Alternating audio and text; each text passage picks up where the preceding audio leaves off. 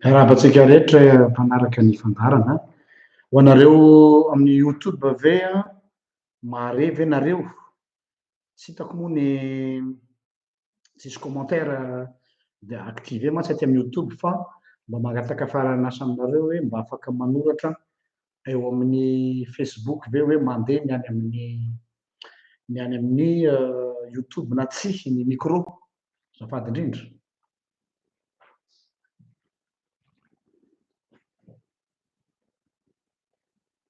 Mandeha tsara ve mare ve nareo any amin'ny youtube inoko fa mare tsara koa ngambany a nareo any amin'ny facebook fa youtube mba angatahako fiaraha-miasa kely hoe mba vérifieo kely hoe raha mandeha ny any amin'ny youtube zafady indrindra tompo.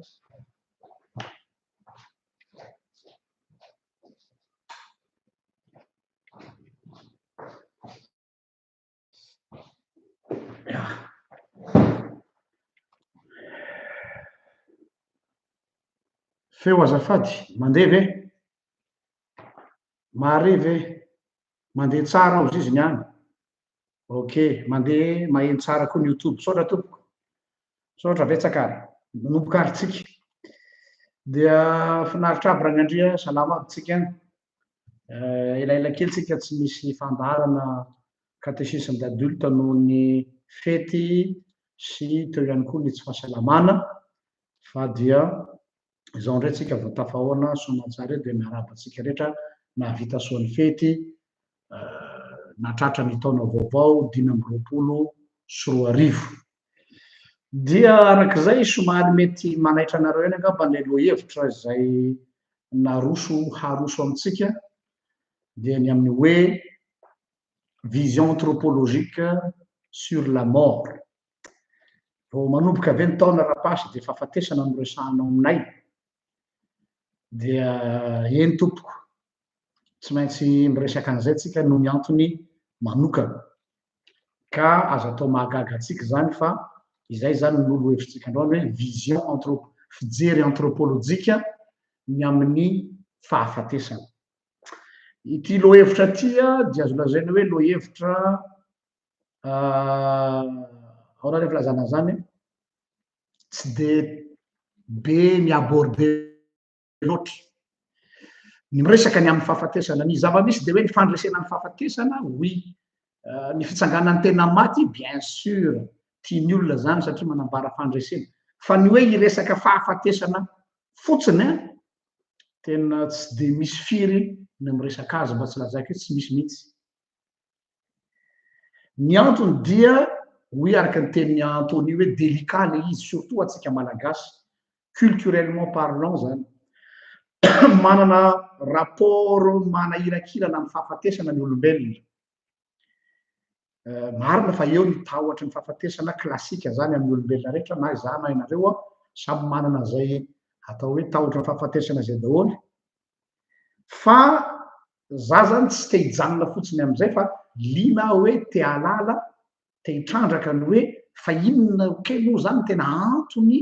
mahatonga atsika matahotra ny fahafatesana tsy fanontaniana bety zany mety hiteny nareo zany koa ve de mbola ho anontaniana rapasy efa mandeha ho azy zany misy antony matoa miteny hoe ilaina fotorona ifotony mihitsy hoe fa inona moa ny ingrédient le tahotra ny amin'ny fahafatesana amintsika olombelona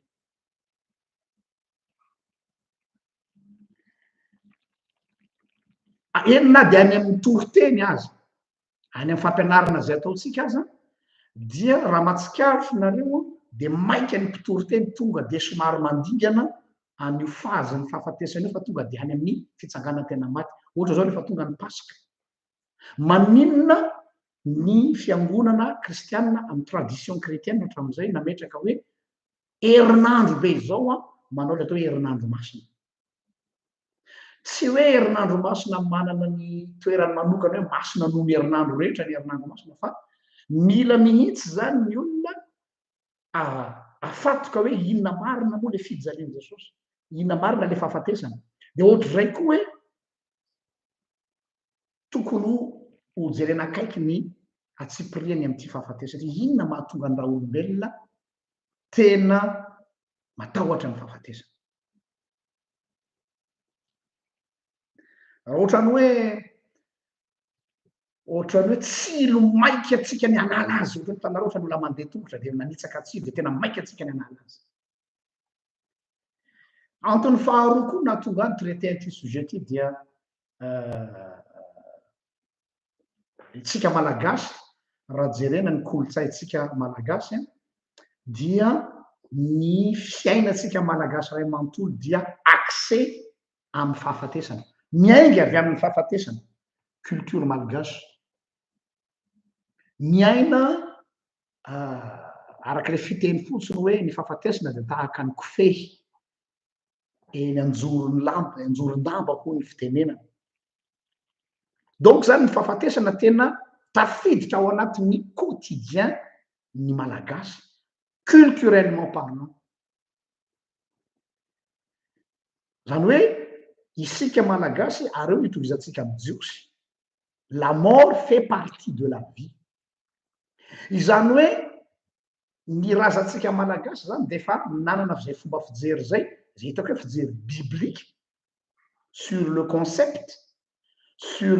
l'idée générale. Za tsy nirasa finoana aloha fa resaka filozofia resahantsika eto dia mitovy amin'ny jiosy hoe ny fahafatesana tsy zavatra en opposition à la vie, tsy hoe zavatra mitokana any de ny fiainana mitokana fa ny fahafatesana dia fait partie de la vie. La mort fait partie de la vie.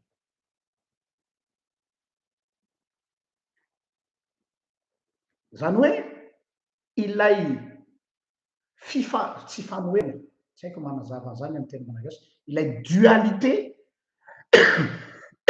ny amin'ny fahafatesana sy ny fiainana. Ny fahafatesana zany amin'izay fotoana zay dia lasa source de motivation, mialimenter ny désir de production. Zany hoe noho isika mahalala fa olona mandalo, noho isika mahalala fa olona voafetra, de lasa manosika atsika zay normalement hamokatra. Zany hoe le fahafatesana zany tsy obstacle intsony, fa ny fahafatesana hery manosika ny olona hamokatra, hery manosika ny olona hanao bebe kokoa hatrany. Zay le hoe tafiditra ao anatin'ny quotidientsika andavanandro ny fahafatesana. Izay no atao hoe cycle de l'existence. Raha mijery ianao cycle de l'existence de zay raha inona moa raha mametra-panontaniana nareo maninaka moa rehefa misy fahafatesana de mampiasa voninkazo. Fantatrareo ve ny antony? Ny lafiny culturel aloha tsy dirako fa lafiny aspect philosophique et théologique. Maninona mampiasa voninkazo amin'ny rehefa misy maty? De ao ny teny hoe iny manala an'ilay fofona na koa hoe mba fanomezam-boninahitra n'ilay maty, fanomezam-boninahitra fianakaviana. Pratique zany fa misy symbolisme ngeza be ao ambadika. De le hoe cycle de vie, hoe mise recycler ny fiainana. Tanareo fa ny voninkazo iny mamelana, de avy eo izy maina, de miraraka, de rehefa miraraka ny vonin'ilay voninkazo iny de manome voninkazo vaovao indray. Zany hoe tsy misy notion na fiafarana fa cercle, cycle. Cyclique zany fiainan'ny olombelona fa tsy linéaire. Ny sensationtsika nefa linéaire hoe teraka tamin'izao raha olona de maty amin'izao de vita hatreo. Fa zay indrindra ny mila jerevantsika akaiky, les visions anthropologiques de la mort, à vrai dire la vie elle est cyclique et non linéaire. Io le lazaina hoe cycle de l'existence. Ny razantsika nahatsapa zany mialoha ary isaoran'Andriamanitra fa nahatakatra an'izany fihevitra zany hatramin'izay, nahatonga azy mampiasa l'expression hoe tantely amam-bahona ny fiainana. Ilay tantely amam-bahona tsy hoe misy fotoana fahoriana de misy fotoana fifaliana de hoe miandro indray zany ianao rehefa tonga zany fotoana fahoriana de hoe mba ho lasa an'izay indray ny ratsy, zay foana moa antsika, mba ho lasa an'izay indray ny ratsy fa ho avy indray. Ny fifandimbiasana, mifangaro, tsy hoe ora zany tsy hoe milahatra hoe androany aloha fahoriana de raha pitsy fifaliana de raha afaka pitsy fahoriana de raha afaka pitsy fifaliana fahoriana fa zay mahatonga hoe maninona na sasany indraindray tohatra mitovy be le fahoriana tohatra mitovy be le fifaliana tsy zavatra juxtaposé le izy fa zavatra miaraka foana zany hoe le dualité zany amin'ny fiainana tantely amam-bahona itsika malala tsara fa ny fitambarany tantely sy ny vahona manome fanafody tsara de zay sary zay koa ny hoe tsy misaraka amin'ny fiainana ny fahafatesana la mort fait partie de la vie et vice versa la vie est toujours présente même au sein de la mort. Ny antony anankiray koa zay ny fidianako antilohevitra ty androany dia any tsy afenantsika fa io no teziko tamin'ny masterko tany Strasbourg sy Genève la vision anthropologique sur la mort. Rehefa nanontaniany jury hoe ina nahatonga anao nifidy an'io lohevitra io de zao hoe je suis malgache oa zaho agasy de ny kolotsaina malagasy oa braqué amin'ny fahafatesana io daholy ny zavatra zay ataon'ny malagasy rehetra de miainga avy amin'ny compréhension-ny ny atao hoe fiainana de amin'ny gasy ny fiainana de tsy misaraka amin'ny raha fahafatesana philosophiquement parlant zany tsy ditra lalina atsika fa ratsorina ray zay dia faharoa manaraka an'izay koa de zao hoe ny problématika zay zahantsika vahana eto dia lay misy mythe de l'immortalité hatram'izay lasa tafiditra hatrany amin'ny resaka finoana kristianina le mythe de l'immortalité de l'homme nandiso ny famakinany soratra masina ray manontolo ina hoe le mythe de l'immortalité de l'homme de lay fausse croyance fa hoe ny olombelona hatramin'ny voalohany dia immortel fa rehefa niditra ny fahotana de lasa mortel mythe zany ary io mythe io a tafiditra ao anatin'ny croyance populaire de lasa nivadika izay no vérité dogmatique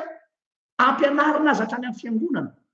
ka rehefa misy fahoriana misy fahafatesana dia izay sisa no herin'ny pastera sy ny mpitandrika sy mopera faherezana hoe noho ny fahotana dia miara-ny fahafatesana ny olona amiko voamaiky zany miakable ny olona voamaiky zany a manavesatra ao anatin'le olona hoe noho ny adalanao no nahafaty anao physiquement de za zany eto anazava hoe non c'est un mythe sarotra ny manaiky an'izy io satria efa milafika ao amin'ny fanambany-tsaintsika hatram'izay hoe l'homme dès l'origine était immortel non l'homme est de nature mortelle fa tsy immortel zany izy de io problématika faharoa koa ny antony fidianako ny sujet de thèseko ny am'le hoe le mythe de l'immortalité de l'âme misy fiatraikany grave io mantsy amin'ny éthique sy ny fiatrehanao ny fiainana satria ndraindray tsika mantsy araka le fiteny hoe ohatrany tsy ho faty zany ny aina zay moa le fitentsika ohatrany tsy ho faty zany ny aina on se croit invincible intouchable zany daholo mahatonga ny olona manararoatra fahefana satria il se croit immortel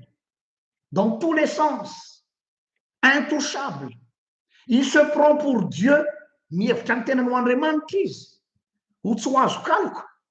dia misy fiatraikany any amin'ny éthique izany zavatra zany tsy hoe resaka vérité ontologique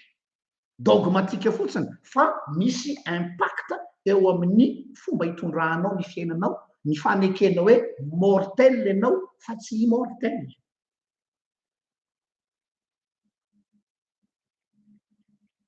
ary ny fieverana fa ny fahafatesana fin de vie ny fiafaran'ny fiainana zany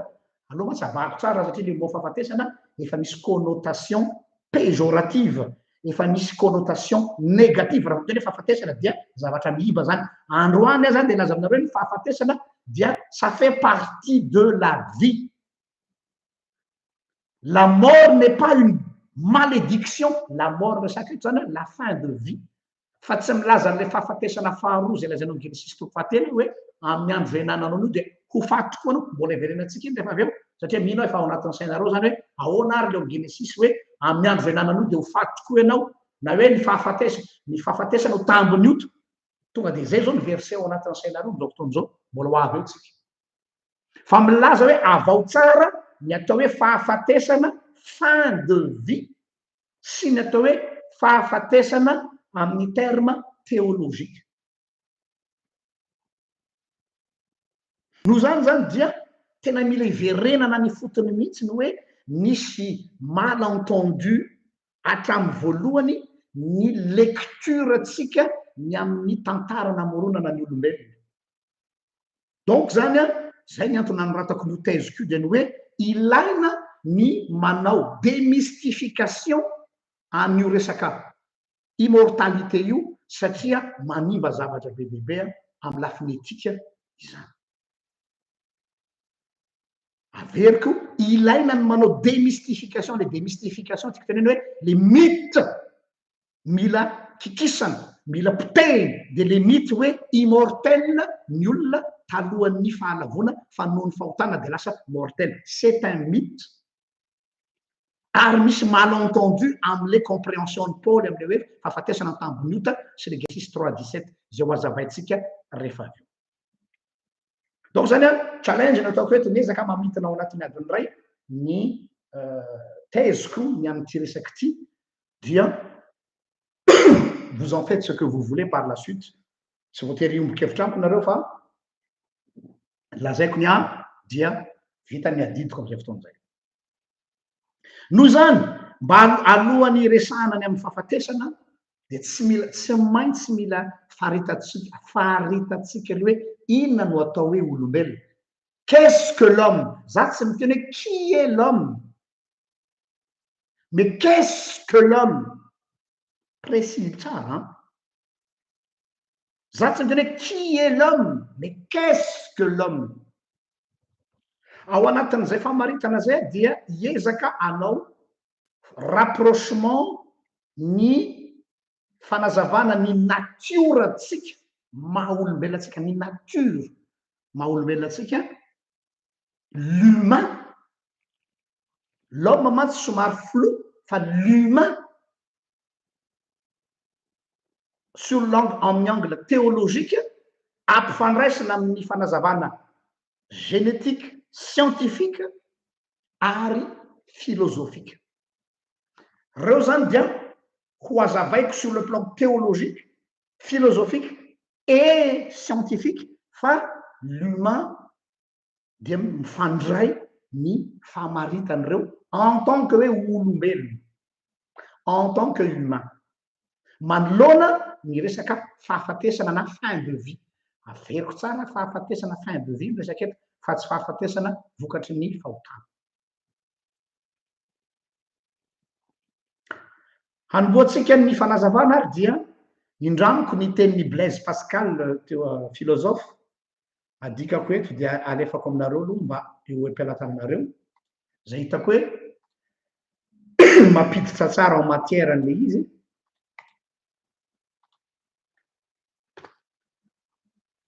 Ao anao zy Blaise Pascal.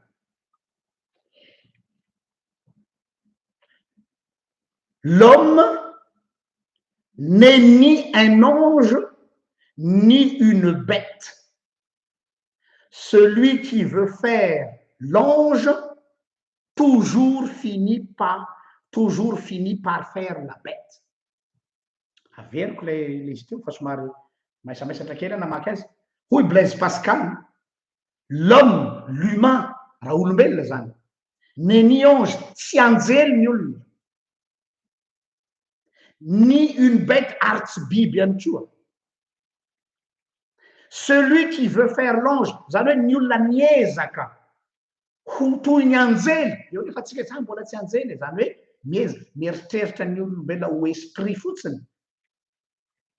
dia plus ianao miezaka ny hotoy ny anjely plus ianao lasa bety eto tsy adala fa miseho ny fahabibiana zay zany izy raha tsorona amin'ny traduction littérale zany hoe ny tiana resahany Blaise Pascal eto de zao ny erreur sy fahadisoana lehibe amintsika olombelona de ny fiezahana mametraka rafitra tanatohatra na hiérarchie eo am'ireo singa maha olombelona atsika de hoe ny vatana saina fanahy isika zany de nametraka rafitra hoe ny fanahy no maha olona fa isisan'izay zany a somary deuxième degré tsy de ilaina loatra ilaina ihany fa tsy de important eo erreur eo satria zany zavatra zany de lasa manao vision angélique de l'homme nous ne sommes pas des anges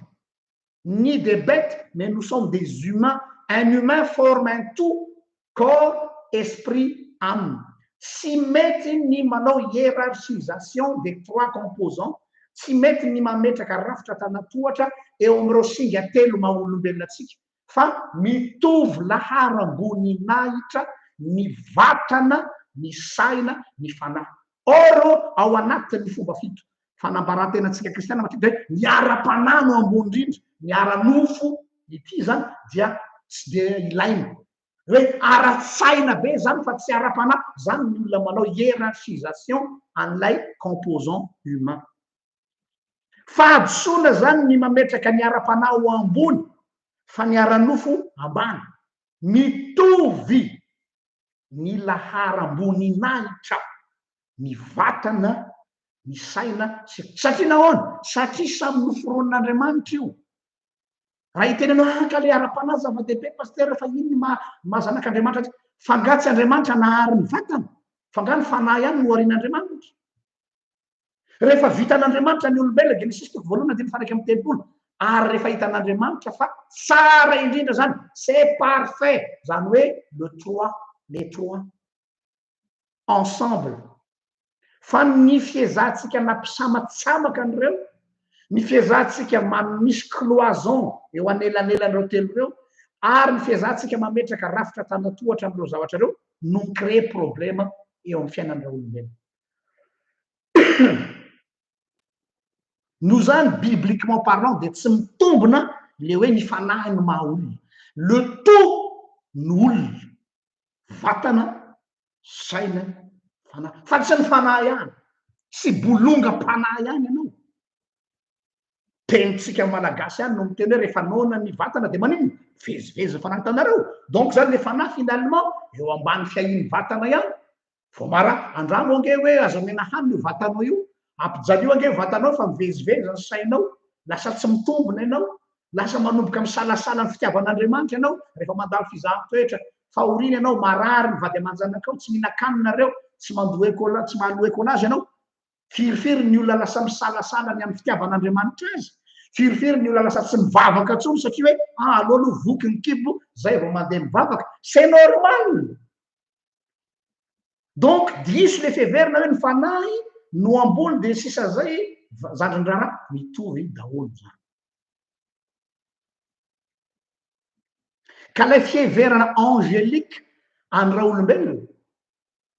ina lay fieverana angélique le hoe ny fanahy no maha olona angé zany hoe miezaka ianao zany mametraka hoe olona ara-panahy be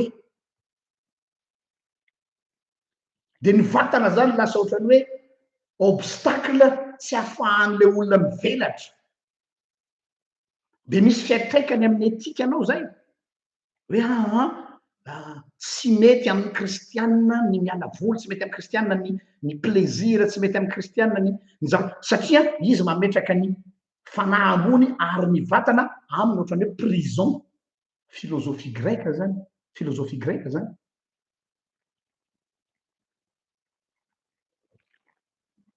ary zany mahatonga an'le diabolisation du corps aretin'ny zareo puritain io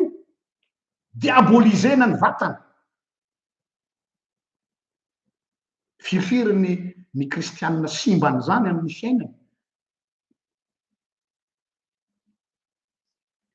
ahoana zao soratra masina mety any fanahy fa nofo manino tsy manan-kely soratra masina raha milazany zany nefa ihany koa raha ohatra ka vatana fotsiny koa ny olona de lasa mitovy amin'ny biby mandeha amin'ny instant lasa mivelona mba hihinana izy ary rehefa velona mba hihinana izy de lasa andevozy ny filana esclave de désir et de plaisir noho zany qu'est-ce qu'un homme qu'est-ce qu'un humain inona raha olombelona zany tsy tena hoe iza raha olombelona fa inona raha olombelona raha olombelona zany dia c'est un être humain tsy diko tsara le hoe être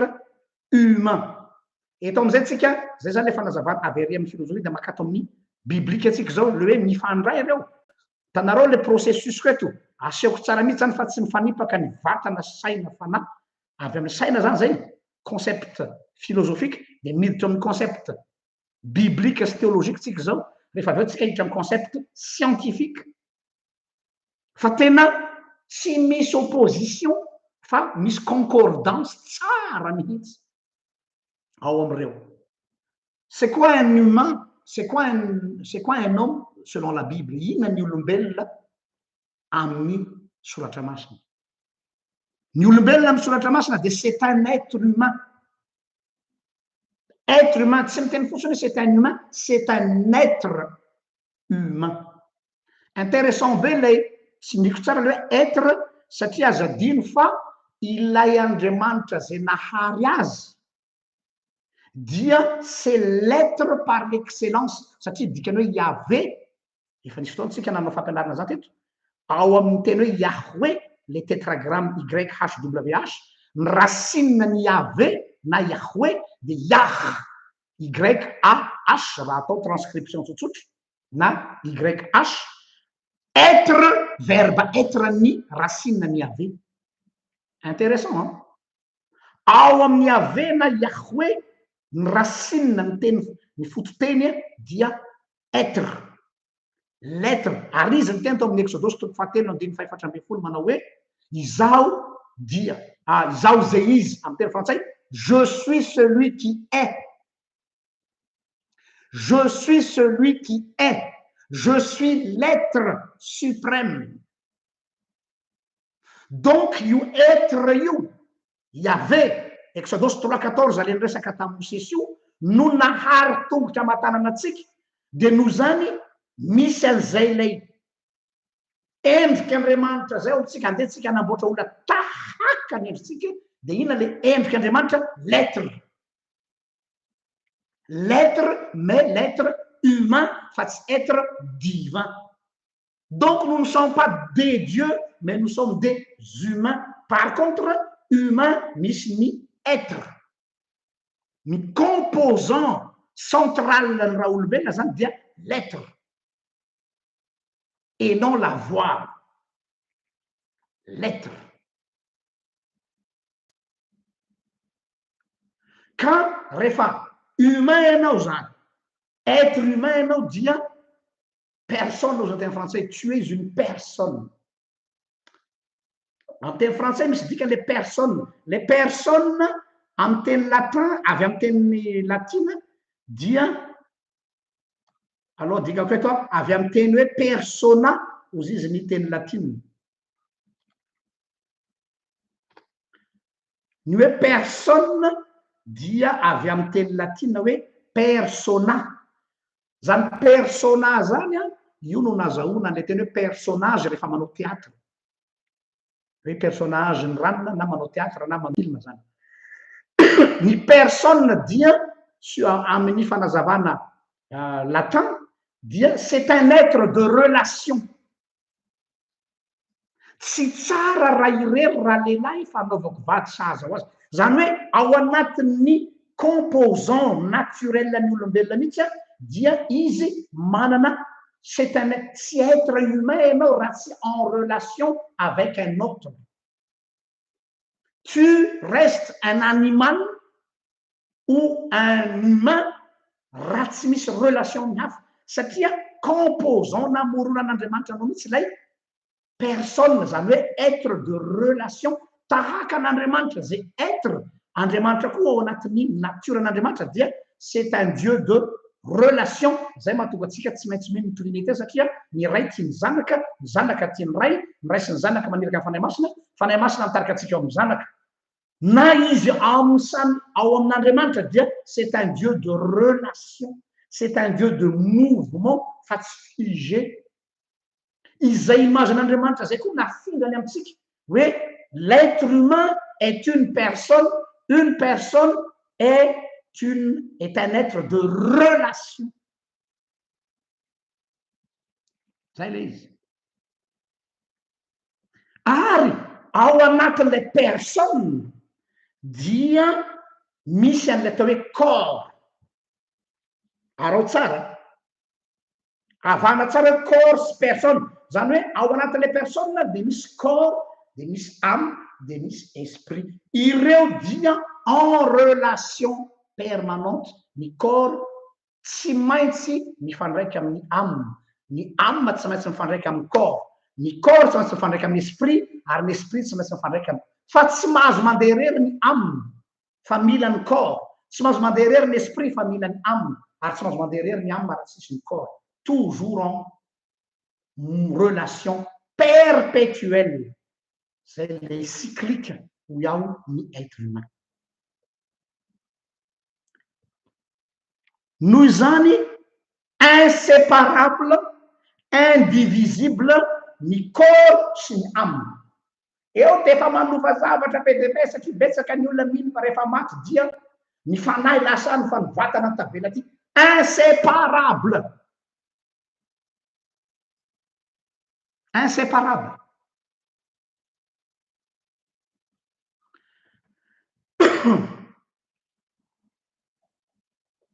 Aver detoizatsika. Iza le humain, l'humain par excellence, pardon, de Adama zany. Ny teny hoe Adama dia tsy anaran'olona tompoko lahy sy tompoko vavy. Tsy hoe i Adama fa i Radama, entre guillemets, na raha olombelona. Le hoe Adama dia avy amin'ny verbe hoe Adam. Mialatsiny fa voatery miditra kely teknika kely tsika. Izay midika hoe être rouge, midika ny atao hoe Adam. Être rouge. Adam égale être rouge. Inona ary zany être rouge zany? Ny teny hoe Adama dia avy amin'ny verbe hoe Adam. Matoa-teny Adam izay miteny hoe qui veut dire hoe être rouge. Avy amin'ny teny acadien izay nazahoana ny atao hoe Adamu na vêtement rouge. Avy amin'ny teny acadienne atao hoe Adamu na atao hoe vêtement rouge ny dikany.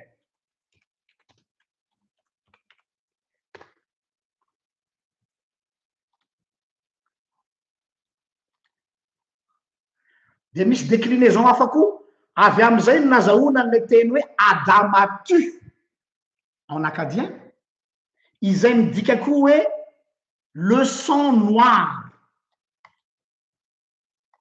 Tsy maintsy manao analyse sémantique kely tsika mba ho azontsika ilay tiany ka tongavana amin'ny fahafatesana rehefa avy eo.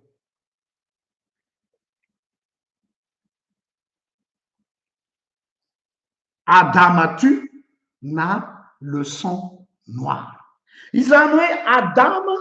dia miteny hoe ilay mitafy lofo sy rà. Zay ny dikany. Fa tsy nom personnel io. Tsy mitovy amin'ny hoe Jean-Luc zany. Fa ny olona taty aoriana namadika ilay teny hoe Adama anaran'olona.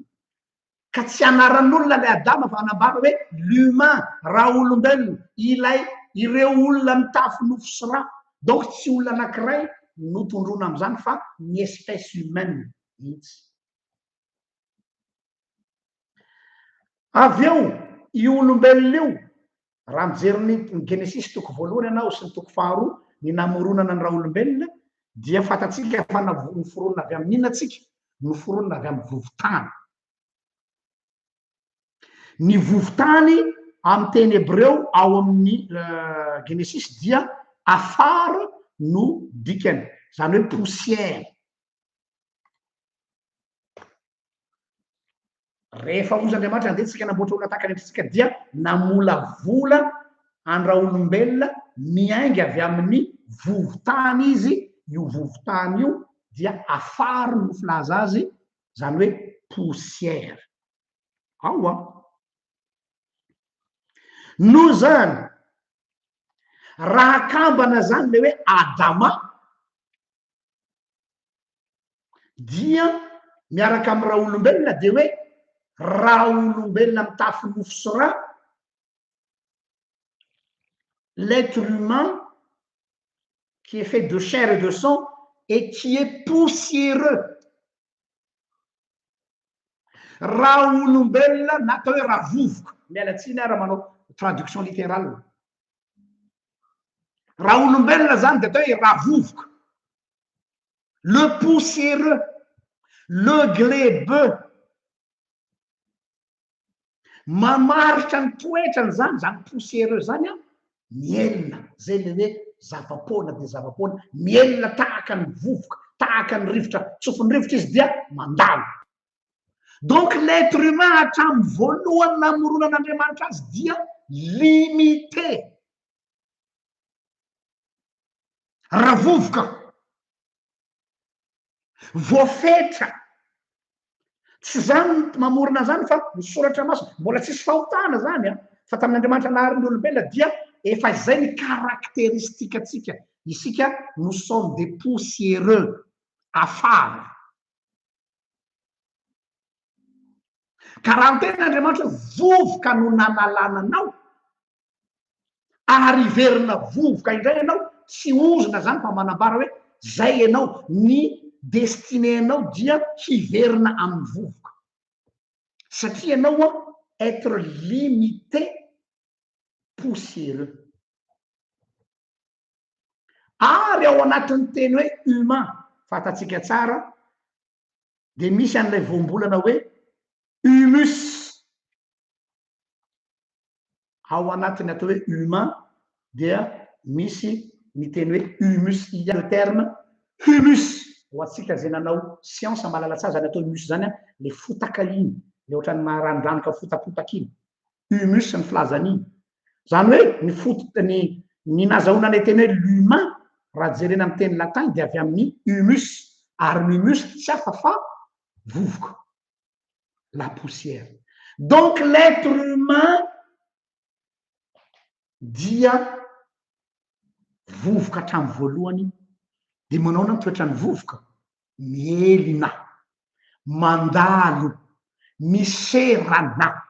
Izay mahatonga an'ilay teny soratra masina hoe tsy azo atao mitoky amin'ny raha olombelona fa fofinaina foana no ambavorona. Ity ny tenena miny de hoe limité ny olombelona ka voafetra ny fotoana no mamaritra azy satria vovoka izy. Donc raha miainao an'izany rehetrarehetra zany tsika de ina ny zavatra heninao manako be any ambadika any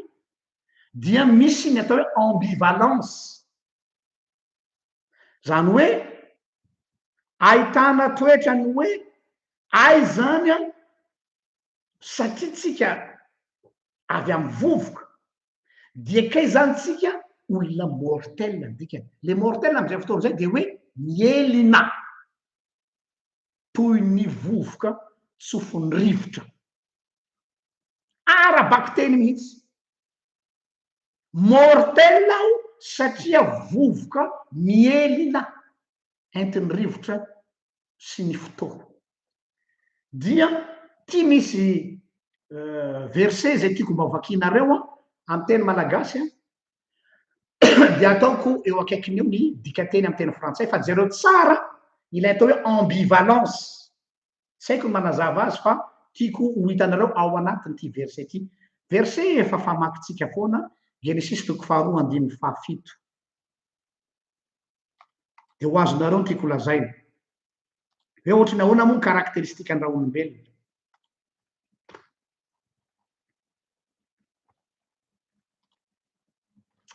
io le izy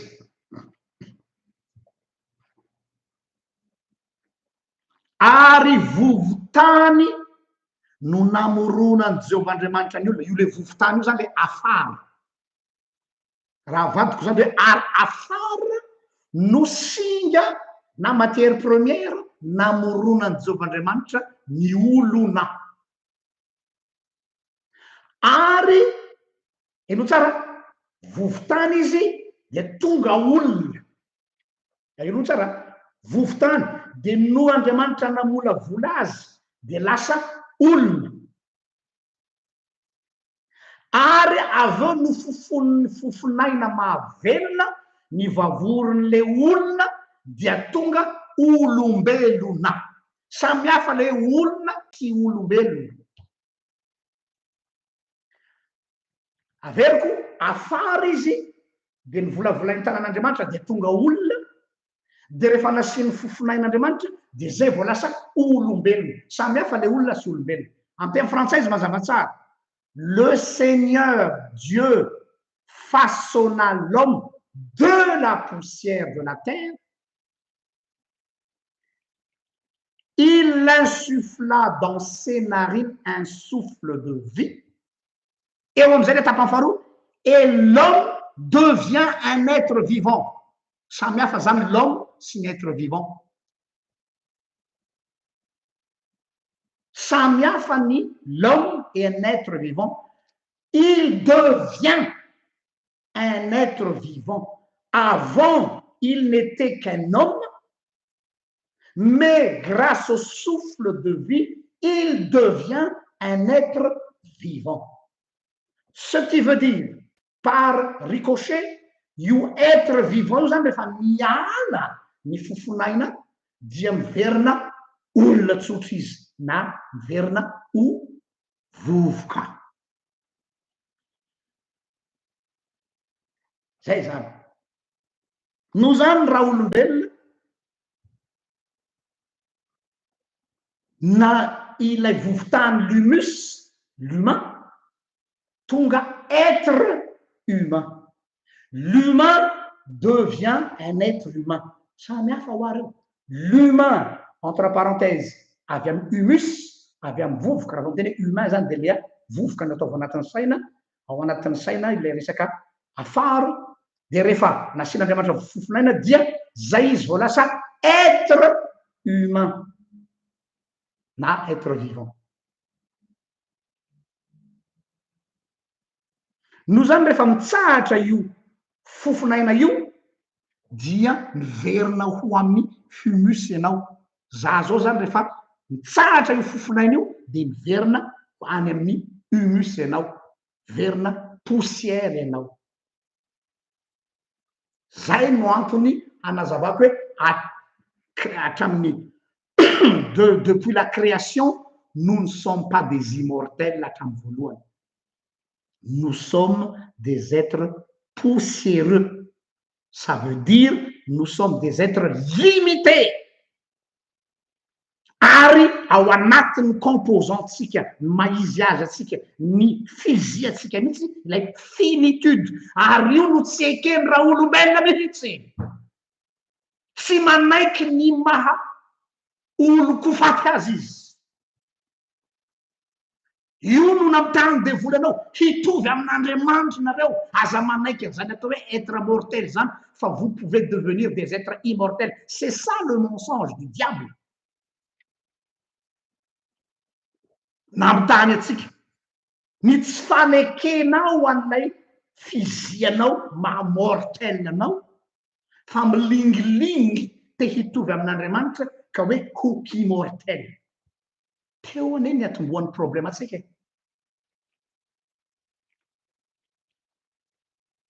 Zay le izy. Avela koa ny amin'iny miditra amin'ilay troisième dimension amizay tsika sur le plan scientifique na amin'ny maha fatana olombelona. Noho zany rehefa miresaka olombelona atsika dia hitanareo fa misy cycle naturel koa mitranga miteraka ianao, de aveo anao mananjanaka, dia iny rehetrarehetra iny aveo lehibe dia maty dia aveo indray ny zanakao indray miteraka cycle de vie le izy ary za manokana dia miadere am'izany zavatra zany ny fiverenana any amin'ny raha fahafatesana ny fiverenana any amin'ny vovoka plutôt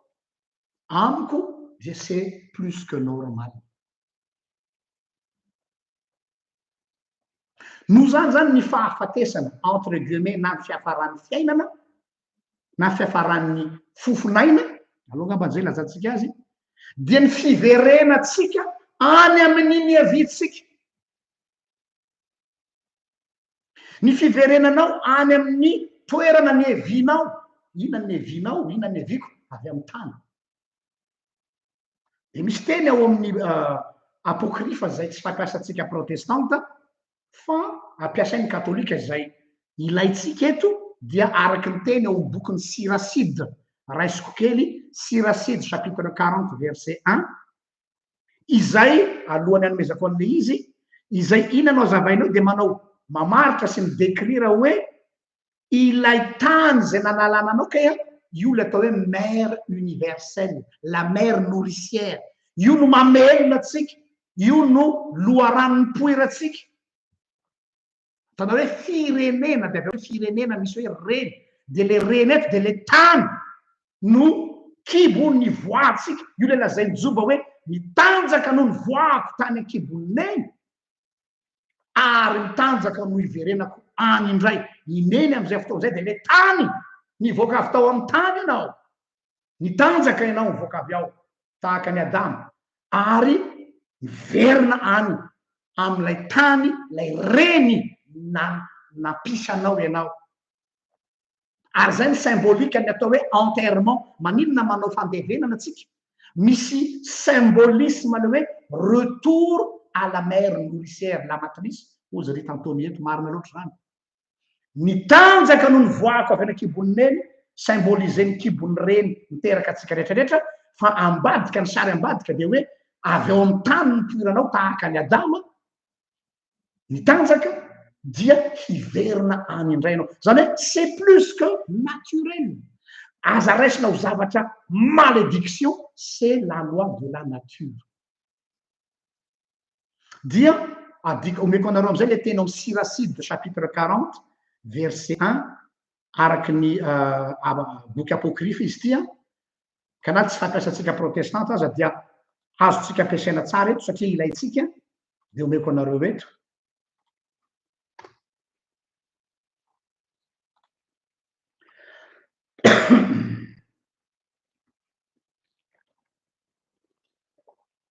io le izy à tout homme a été imposé une grande misère et un joug pesant est sur les enfants des hommes depuis le jour où ils sortent du sein de leur mère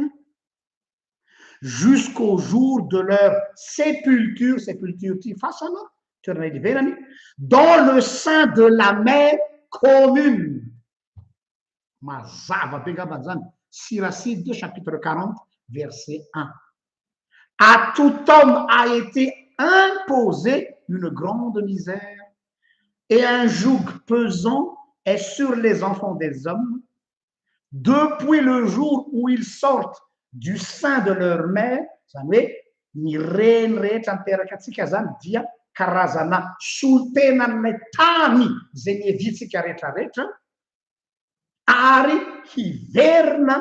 any amin'ilay reny ombonana dia ny tany indray no iverenatsika. Donc ao anatin'izany dia tsy misy resaka malédiction dans le sens hoe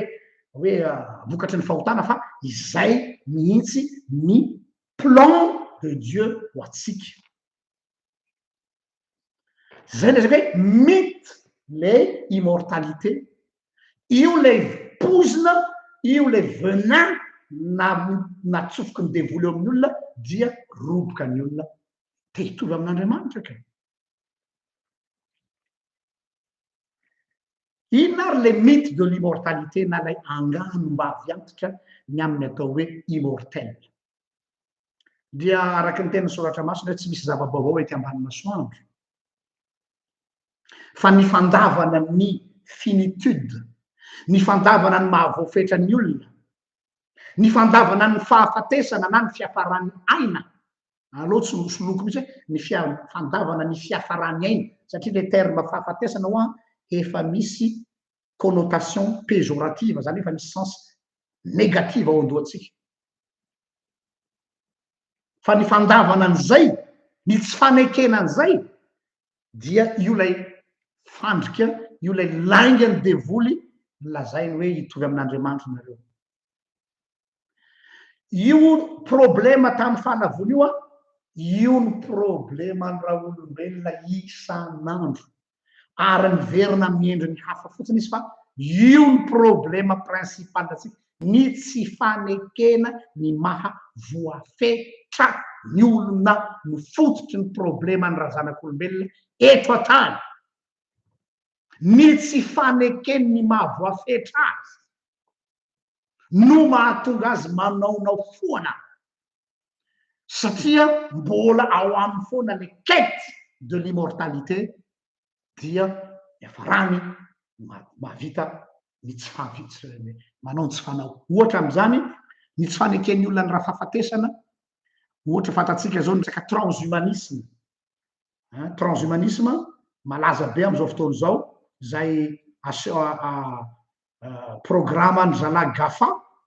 Google, Facebook, Apple sy ny sisa. Transhumanisme, ina le transhumanisme? Efa nanao fampianarana am'izany teto fa tsy tadidiko tsony ny lohateny le izy fa ny faritry Silicon Valley iny no misy andry zareo mivoy an'izany, tsy iza zany fa GAFA. GAFA aloha ataoko eto ho an'izay tsy mahalala,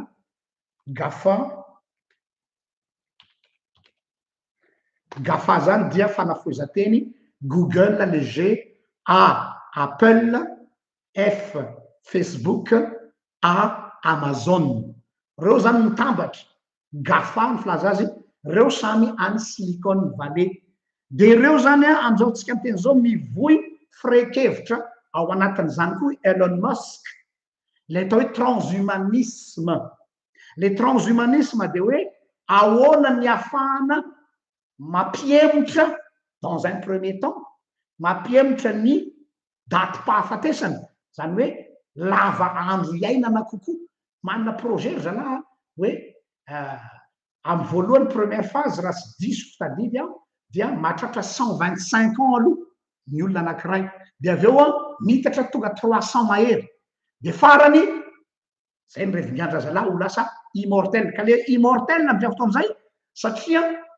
misy le atao hoe augmenté ianao, zany hoe azo soloina ny pièce détachée zany ny olona, ohatra hoe manao cœur artificiel izy, soloina ny poumon artificiel, ainsi de suite, zany hoe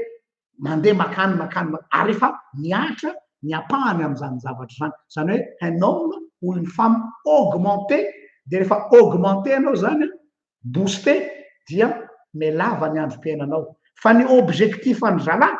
ao anatin'ity transhumanisme ty de hoe mila vonona ny fahafatesana. Eno tsara, la mort de la mort. Io ny filozofia ny GAFA.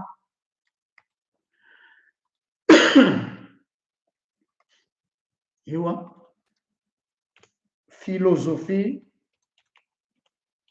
ny GAFA. Merci Anthony am'ilay lien. Io le transhumanisme efa nanaovantsika émission mba tsara iverenanareo kely ny mijery azy de ho azonareo tiako tenenina. Ny tanjona de hoe atao ahoana ny ahafahana mamono any raha fahafatesana, la mort de la mort. Io no objectif ny GAFA. Ka izao mety tenanao tsara kosa ane zany. Supposons, imaginons hoe vitan-jareo zany dans le sens technologique, hoe enao zany efa pièce détachée, efa tsy olombelona normal atsy fa efa pièce technologique daholo, nanotechnologique any anatin'ny cerveau-nao, ny fonao efa fo artificiel et tout. Inona ny vokany? Dia tsy ao tsony le être fa mijanona ho humain fotsiny anao. zany hoe lay couvercle anao lay vatanao zany lay carrosserie anao dia humus fa ilay être tsy ao ntsony nefa jereo le Genesis toko faharoa andimy fahafito vovoka de tonga humain afary de tonga humus humain de le humain avy eo lasa être humain ka rehefa tonga ny transhumanisme foanana raha fahafatesana ao anaty teknika ny fana fahafatesana zany hoe solona pièce détachée daholo zany ao anatinao ny cerveau ny fo ny rein ny avokavoka ny rehetrarehetra dia tsy être intsony anao tsy être humain fa humain fotsiny de io le lazainy zalany hoe humanoïde le lazainy zalany hoe humanoïde humanoïde zay fa tsy être humain intsony ao a donc rehefa foanana le être fa lasa humanoïde ianao dia tsy ao ny filaza zany tsy afaka mankafy ny migioka ny tsiro ny fiainana intsony io le lazainy Freud hoe vonona lay thanatos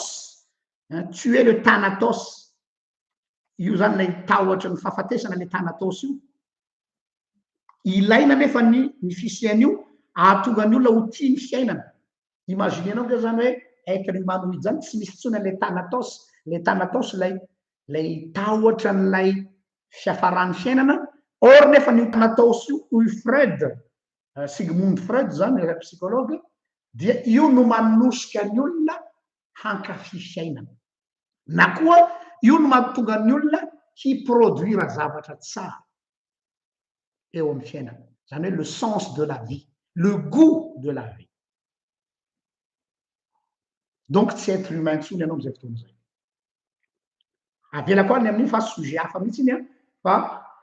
raha tianareo ny azo bebe kokoa dia jereo le roy cliqueo le roy zay nalefa ny Anthony ny amin'ny transhumanisme de no zany ao anatin'izay quête de l'immortalité fikatsahana ny immortalité zay a dia mandrava zavatra be deaibe izay le usure du temps zany lay fifandimbiasan'ny vanim-potoana iny no potehina zany hoe teo tanora lalandava zay mahatonga le manao botox tanareo reny acteur sy olona malaza reny toujours les apparences jeune foana mila gomena ny usure du temps miady am'ilay temps miady am'le fifandimbiasan'ny fotoana ka rehefa ny olona no miezaka miala am'izay lay fifandimbiasan'ny fotoana zay dia tsy naturel intsony izy tsy olombelona intsony izy fa lasa olona fotsiny tsy olombelona intsony izy fa lasa olona fotsiny zay zany le izy scientifique philosophique théologique de samy manome hoe raha olombelona de noarina ho mortel satria izay mihitsy no mampatsiro ny fiainany averiko tsara ny mahamortelanao ny mahamortela mihitsy no maha olombelonay ary azahoako fi sy mankafy ny fiainana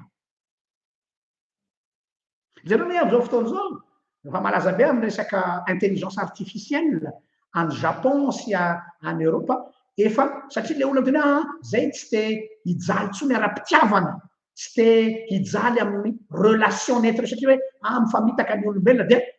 navita zareo zao a manamboatra olona hafa le poupée gonflable fa humanoïde olona de misy émotion de afaka mamaly anao fa hoe sura fa tsy hamadika azy de hitanareo fa tsy être de relation ntsony or ao anatin'le relation mety misy ranomaso misy sento misy fifaliana misy fahatezerana misy sento ireny rehetra reny no tsiro ny fiainana ça fait partie de la vie ireny nefa no gomena ireny no fafana dia c'est plus un être humain c'est juste un humanoïde azonareo zany le hoe ny tiako atavana de ny hoe rehefa ny olona no miezaka miala am'izay le statut mamortel zay fa te hikatsaka an'le immortel zay tsy ho azony mandrakizay fa napanantena ny devoly azy de fitahany devoly am'izay izy de mbola fitahany am'ty resaka transhumanisme ty koa dia io mivoka. Aviay zary ny loharano ny tahotra tsika manoloana ny fahafatesana. Verina am'izay tsika sur le plan théologique. Raha tena adiadiana zany de hoe aviaiza ny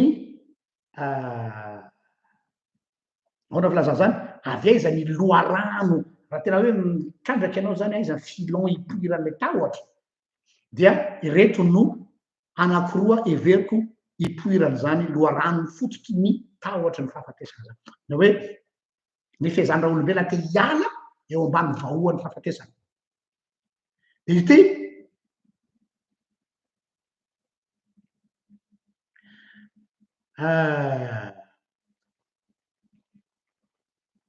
ozytsika teo hoe l'être humain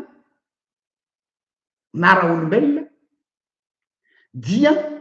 tsy ndrina mazava tsara anaty zany de hoe l'être le être mihitsy zany no mise en cause ary fandre ohatra lay fomba fiteny hoe telle personne n'est plus efa hainareo rehefa maty ny olona anankiray amin'ny expression française hoe ohatra maty zao Jean-Marie Le Pen dia mivoaka eny amin'ny internet Facebook hoe Jean-Marie Le Pen n'est plus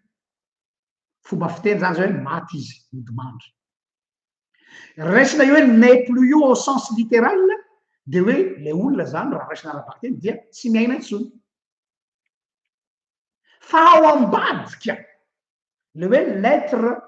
n'est plus dia lasa lavitra kokoa tsy mijanona fotsiny hoe tsisy fofinaina fotsiny tsony tsy miaina tsony fa lasa lavitra kokoa le izy de ny hoe tsy miexiste intsony ianao tsy misy intsony ianao. Être égale existence na manjavony disparaître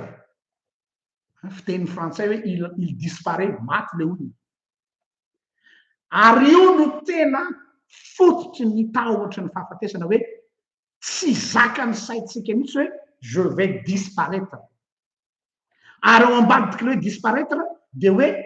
l'oubli tsy ho tsarovan'ny olona intsony ny fisiako. L'oubli io no tena tsy zakatsika amy lafiny anthropologika hoe tsy tsarovan'ny olona intsony ny fisianao parce que tu n'es plus. Tsy parazara mahatonga an'ilay lelay jiolahy teo akavanan'i Jesosy rehefa miteny tamin'i Jesosy izy inona ny fangatahana alohan'ny hafatesany mba tsarovy aho rehefa tonga ny fanjakanao zany hoe aza avelany amin'ny oubli aho fa mba tsarovy aho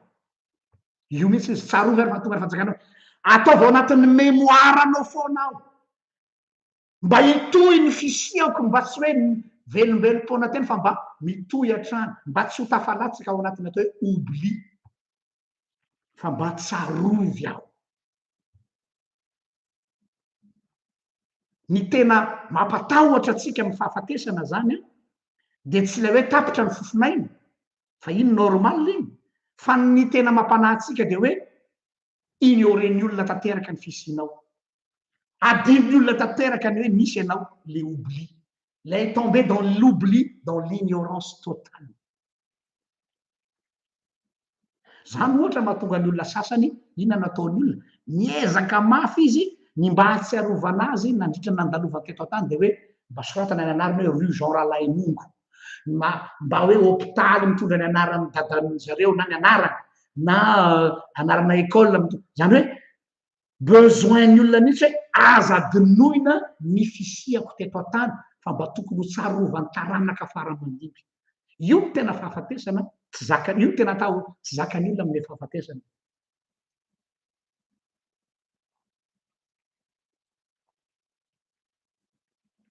Dia rehefa dinina koa ny croyance tsika malagasy tanareo fa izay mahatonga an'le hoe maninona ifamadiana io a tsy ho foana mihitsy na itoriteny maraina atandro ariva ny fifoazana satria ny fifoazana sy ny mpiandry ary izay courant zay tsy manaiky ny famadiana tsy resaka croyance io problème anthropologique io tsy resaka finoana io be deabe ny olona mbola mamadika fa tsy mino intsony le hoe tsodrano besaka ny olona mamadika fa tsy mandeha makany amin'ny dadarabe izy mijery toninandro misy zany besaka ny mamadika fa tsy mivavaka am'le razana izy fa inona ny mahatonga ny olona mbola mifikitra amin'ny famadiana io ohatra ny olona sasany de le ohatra hoe mba dinoina izy problème anthropologique ny fond ny croyance malagasy fa tsy problème ana croyance religieuse mba ho tsarovany taranaka foana hoe nisy ane zany olo zany dia perpetrena le isaky zao taona dia avadika fa ny idée sous-jacente ambadika de hoe mba tsarovy aho fa aza adinona de voafafa andy tsy tsarona intsony momba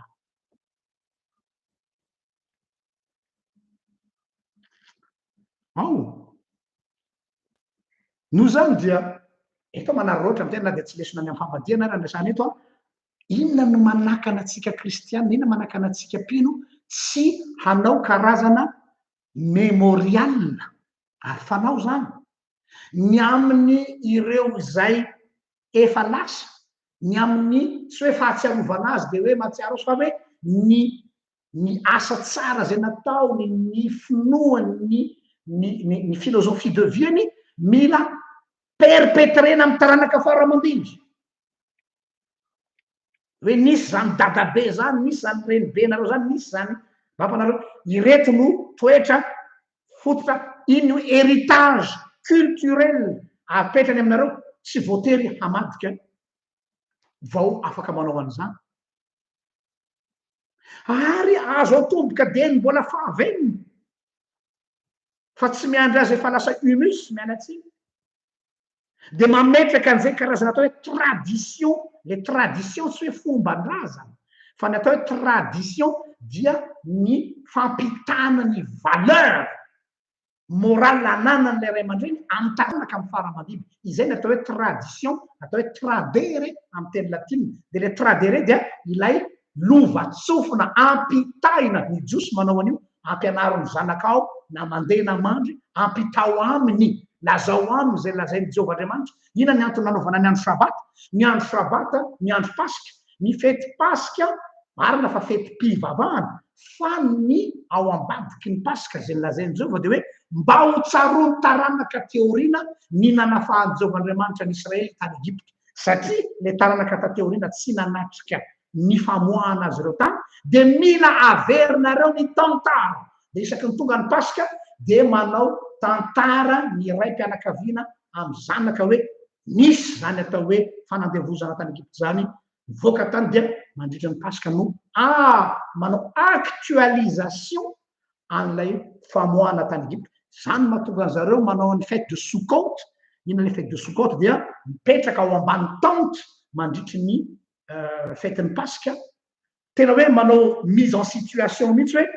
tsy hoe mijano hoe de misy an'izany raky izy dadabe nareo razambetsika de mivoaka tany Egypte non manao mise en situation mba ohatrany hoe miaina an'le izy le izy dia miala ao an-trano fipetrahany ny jiosy de mipetraka ao anaty tente pendant ny fetin'ny Sukkot pendant ny fetin'ny pasika dia mihinana anana mangidy le nataony zanak'Israely mihitsy dia am'izay zany a miraikitra ho andohan'ny taranaka le izy ary tsy lasa dans l'oubli fa actualisé mandrakariva izay koa ny hevitra ambadiky le ataovy zao fahatsiarovana rehefa mandray fanasany tompotsika mba tsy hanadinotsika hoe ny fijalian'i Jesosy mba tsy hoe ohatra ny maty nyjany Jesosy zany nijaly teo amin'ny azy fijaliana ho nyjany Jesosy zany ohatra ny kapohana hony izy fa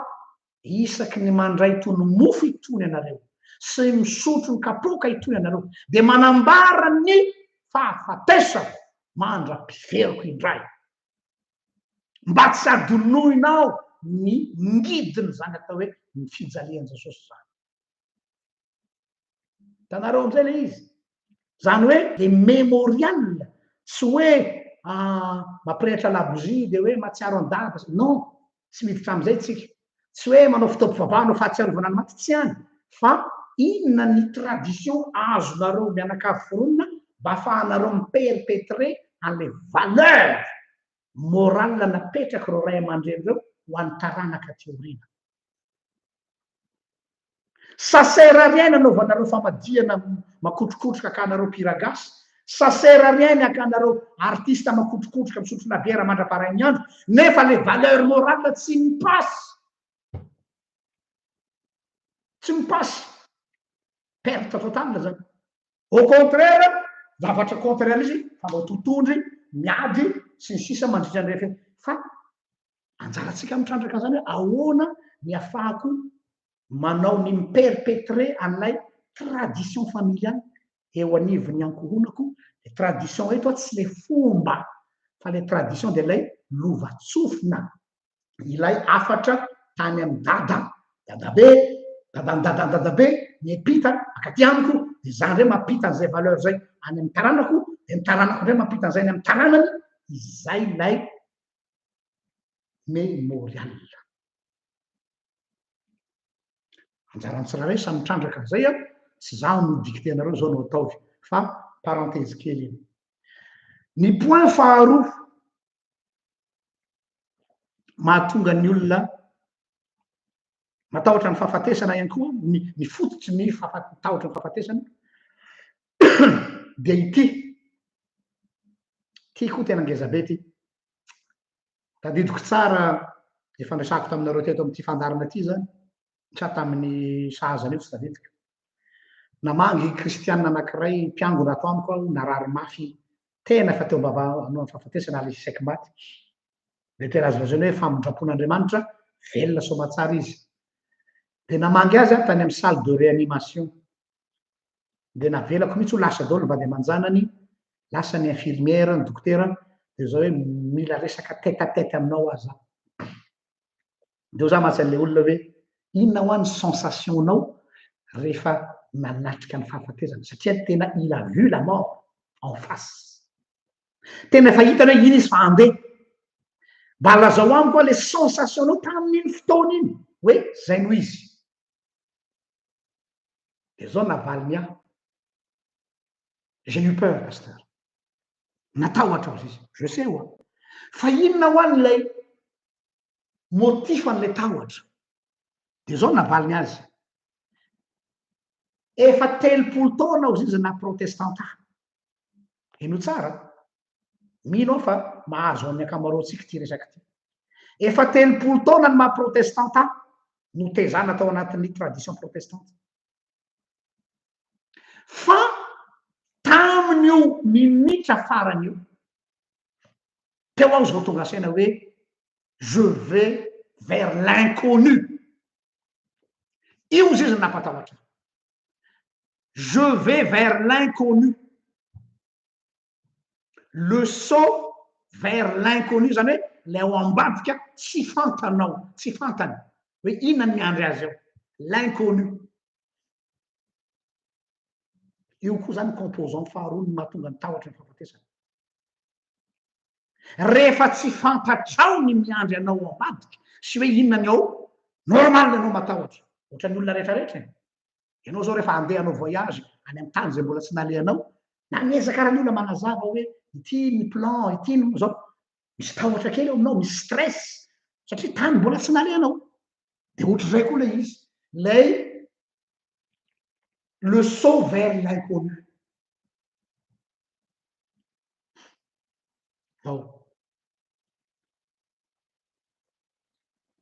eo zany no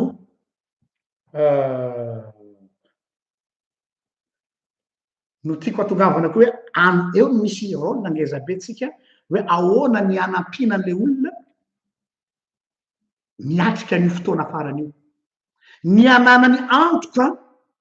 ny amin'ny zavatra miandry azy. Accompagnement du mourant.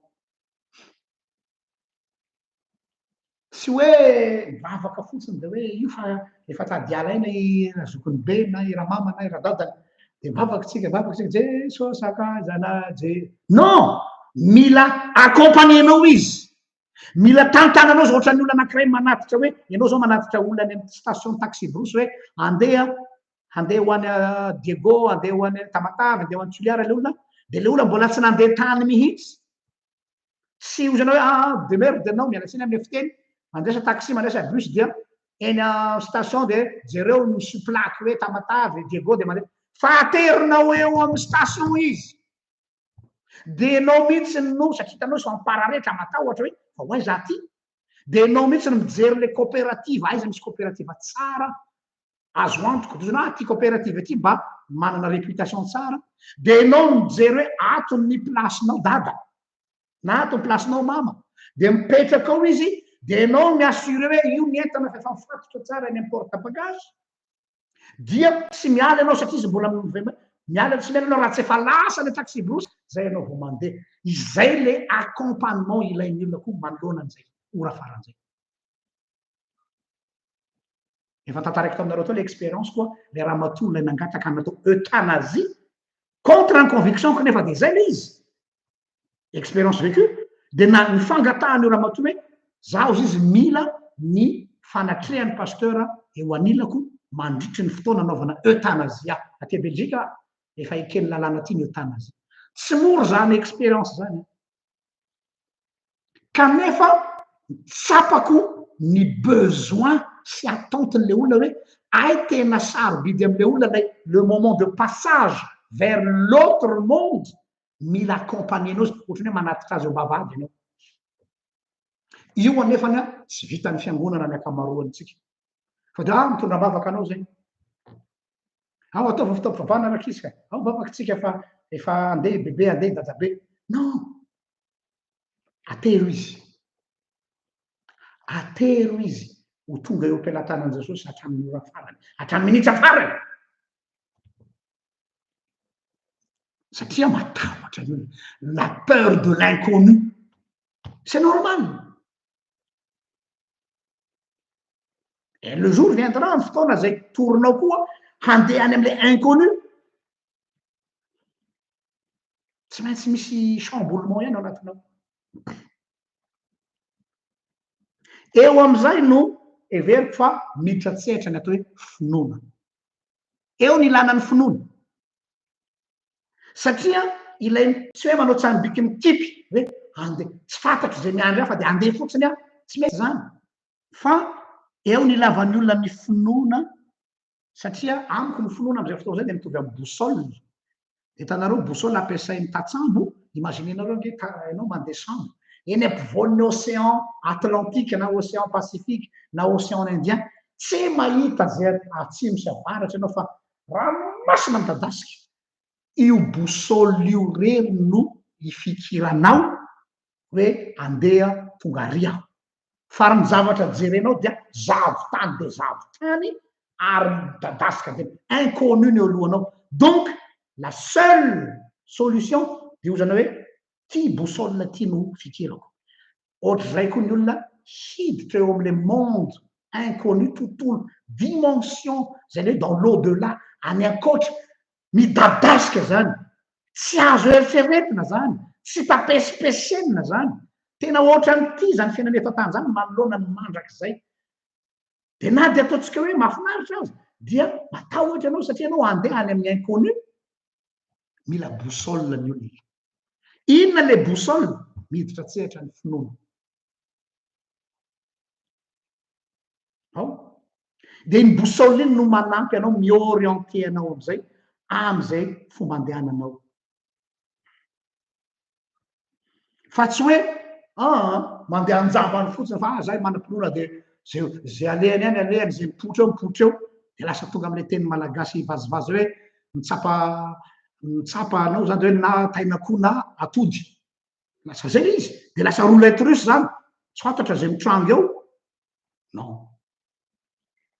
Hebreo toko voa 1:10 ahoana ozy izy ny teny hebreo ato omeko anareo eto.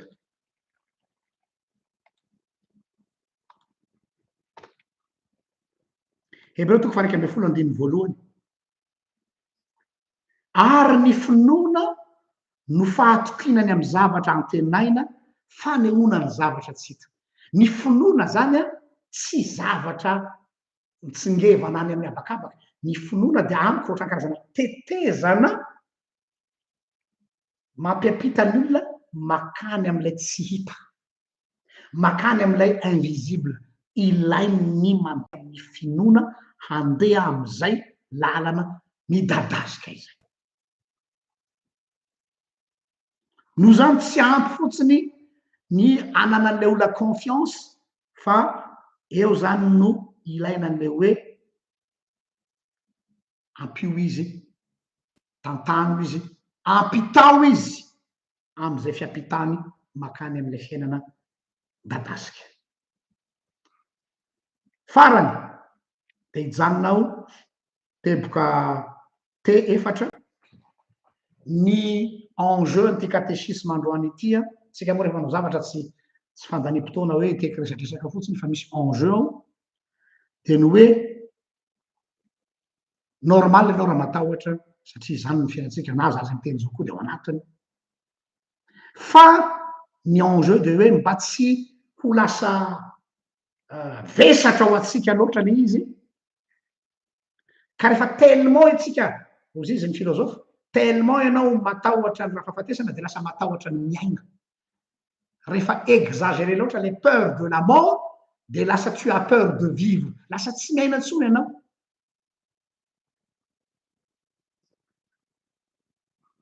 Zay ve lazainy Lutera, ao izy Lutera, raha tonga rapitso Jesosy de ambolo-poma androany.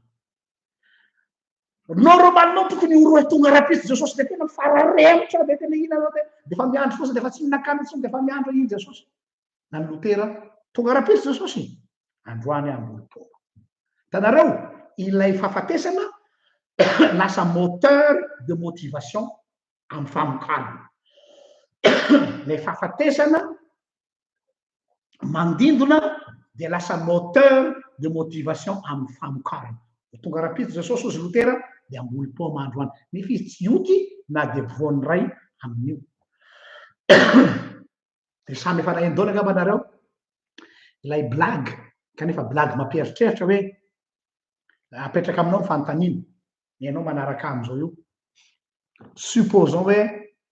d'ici 1 heure ianao a tapitra ny fofonainao, faty ianao. Na ampafantarinanao zany hoe dans 1 heure tu vas partir. Ina no ataonao adiny 2 millions. Misy blague an'izay eo amin'ny internet io a. Raha ho faty, raha lazaina aminao, tsisy zany fa imagination le izy. Raha lazaina aminao fa ho faty ianao afaka adiny 2, zany hoe tapitra hatreo ny fiainanao, hanao inona ianao adiny 2 millions. Betsaka amitsika zao de ho any am-piangonana de manomam-panahy, vavaka, mandeha manao antirehetra ty bebaka. Zay ve?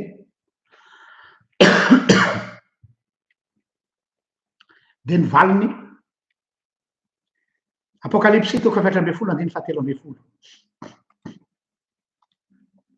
Apocalypse 14:13.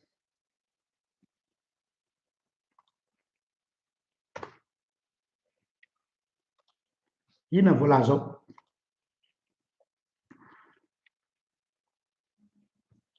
Apocalypse 14:13 hoe sambatra ny maty de zay maty ao amin'ny tompo hatraminy zao eny hoy ny fanahy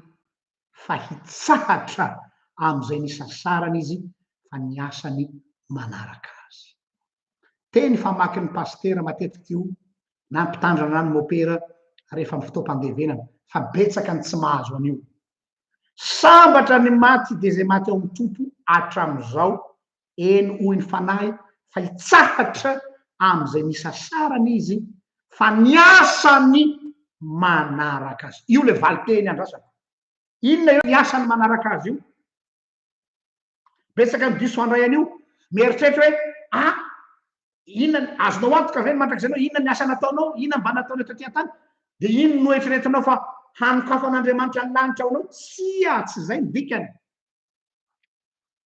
sy hoe homaniko daholo aloha inona ny argument nazavako amin'Andriamanitra hoe tena fa nanao ny asanao aho efa nitory-teny aho efa nanao asa soa zay mizara sakafo tarimaandro zay nanampy ny mpiara-vela tamiko non tsy zay le izy tsy ino no passeport idiranao ny lanitra tsia fa manaraka azy ny ambadiky zay de no hoe ny asatsika mijanona eto isika no lasa fa io asanao io a dia ohatrany hoe mbola velona ianao io le lazaiko anareo mbola mitohy le existence-nao a dia mbola mitohy ny asa nataonao a manohy ny existence-nao eto an-tany tu continues à exister satria ny asa tsara nataonao dia mbola mitohy ary migioka ny maminy amin'io ny olona io le nataony Lotera ho avy rapetso Jesosy de amboly paoma aho androany zany hoe le paoma amboleko androany zany zaho lasa fa ny asako manaraka aby aorinako de iny mamelona ny olona de à chaque fois ny olona mihinana n'iny paoma iny de hoe ity paoma ty a namboleny dada ity paoma ty namboleny mama ity paoma ty namboleny Lotera de misitraka an'iny ny olona zany hoe ny existence-nao teto an-tany dia mitohy immortel satria ny asanao a manome vokatra ho an'ny olona na de fa tsy otsony ianao eo le mahatonga ale amy teny hoe asivo vidiny fandalovanao eto an-tany isika de tokony olona passionné amin'ny asa tsara tsy hidirana ny lanitra tsy hitadiavana sitraka amin'Andriamanitra fa ny mba hahatonga ny olona ao aorinanao tsy sanatria ianao kory tonga amile teny frantsay hoe après moi le déluge tsy hoe raha maty a matesa ravana zay masina atsika inona amin'ny toe-tsainany any atsimo any hoe ho faty le olona de afarany aby ny fianakaviana hoe vonohy daholo ny omboko rehetrarehetra fitiavatena zany de asainy mihinan-kena ohatry ny adala ny olona pendant herinandro de tre malaza am'le lahy zany nanankarena nanakatao zany voky hena zay mianakavy mais ça sert à rien ça sert à rien le hoe tonga ny andro fahafatesany ray aman-dreninao de iny anao moeraoera mitondra omby mitondra sono mampirevo ny bandikely sy ny olona rehetrarehetra de hoe voninahitra la enikaja eny voninahitra ary lalondevenana ny maty fa tsy mitondra na inona ho any velona c'est une connerie ary fahavorazana be fa tokony ny asany manaraka azy ny asany de mbola mitohy ary miteraka vokatra tsara ho an'ny olona na de tsy otsony ary izy io antom-pisia atsika matoa ianao mbola velona za mbola velona eto mbola tsy tonga ny fotoana iatsony Jesosy atsika hiala eto amty tany ty dikan'izay de hoe asivo asa manaraka anao rehefa lasa ianao apetrao ny asa rehetra mba hahafahan'ny olona misitraka ny fahasoavan'Andriamanitra tamin'ny nandalovanao teto an-tany ka rehefa tsy otsony ianao a de mbola migioka minono mihinana am'ilay soa nataonao ny olona na de tsy otsony ianao ny asany manaraka azy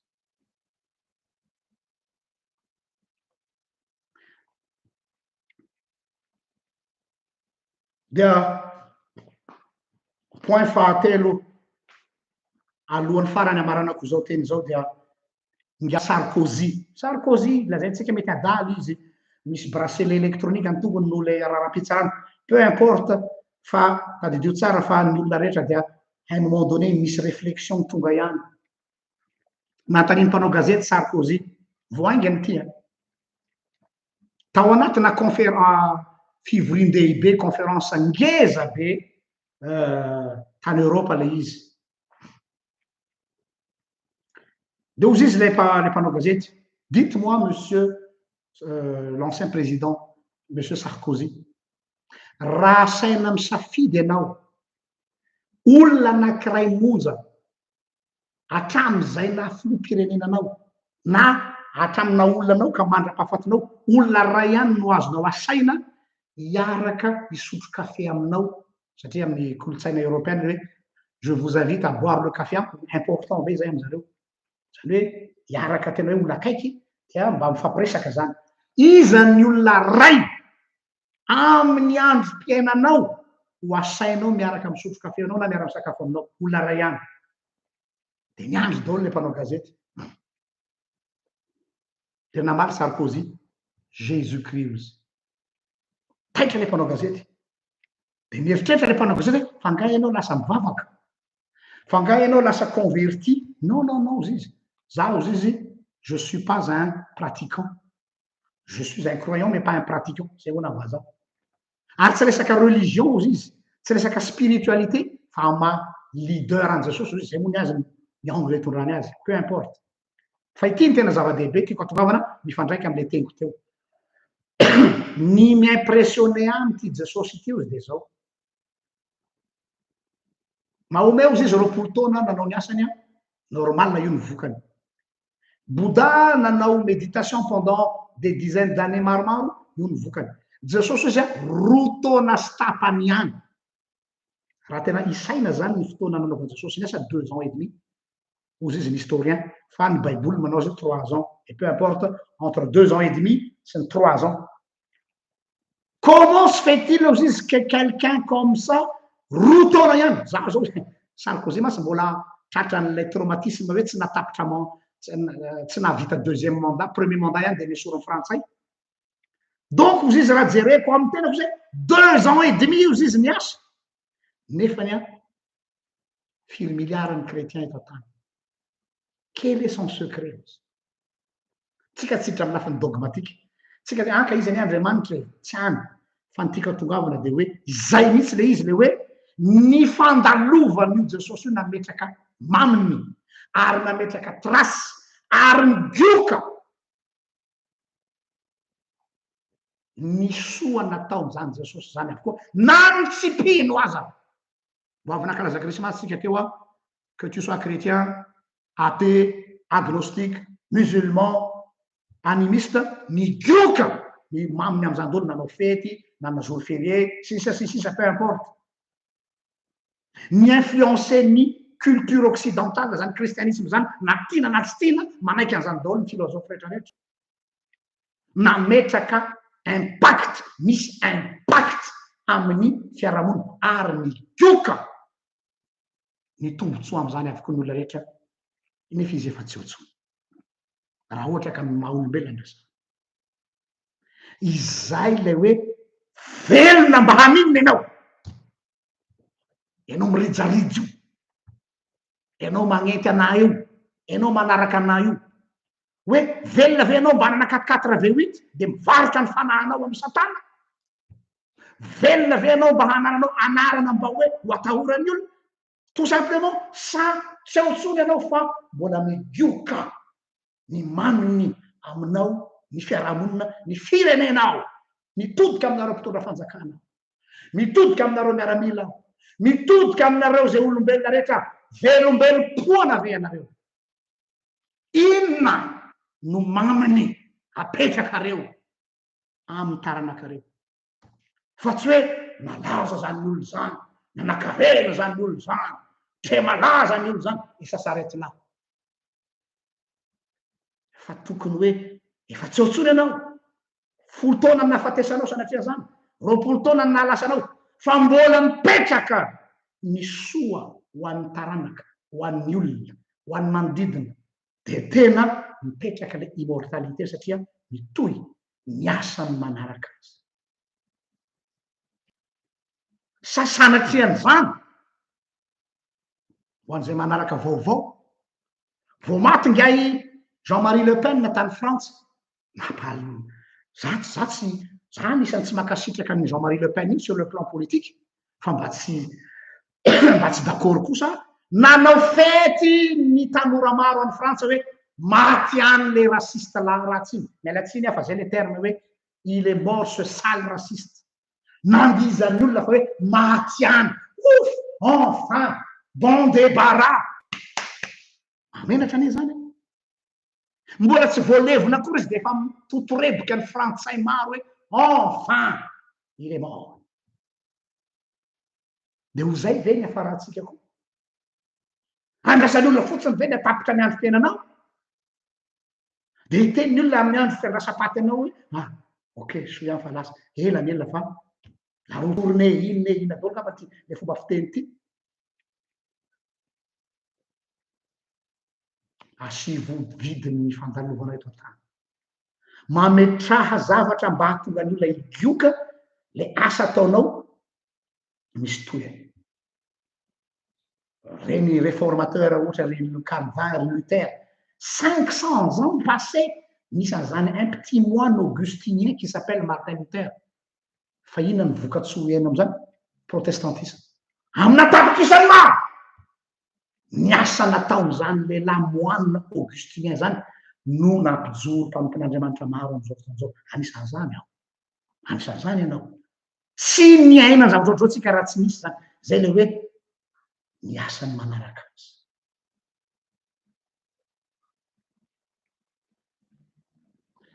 farany afatra tsotra nataoko de ny hoe